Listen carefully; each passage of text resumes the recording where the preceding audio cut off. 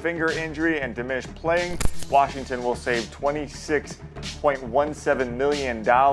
We have some breaking news, and honestly, this could be the culmination of one of the most promising careers in the NFL, just never panned out. And when you really put things in perspective, when you just look at this man's last 3 years, a player that was considered to be in the MVP conversation for future seasons to come, might be out of the NFL now. So before we get to the content, make sure you drop like, subscribe, and turn on our notifications to help the channel grow.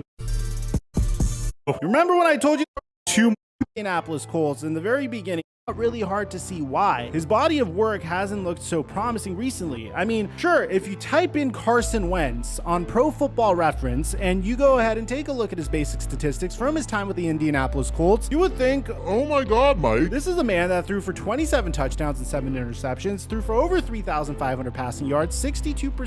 There's not necessarily any development from this point. This is who he is. I know it seems just like yesterday when Jared Goff went #1 overall. Thought that the Washington Commanders, this was seen as a move that didn't really have tremendous aspirations. It's not necessarily like you're reaching for the stars with this one. It's just a player that had a lot of potential that has been falling off over the past 3 seasons, and it seems like from his original team where that the original plan was to trade for Carson Wentz from the decision. It seems like it was a very difficult situation, stomaching the fact that that didn't work out. And missed opportunities.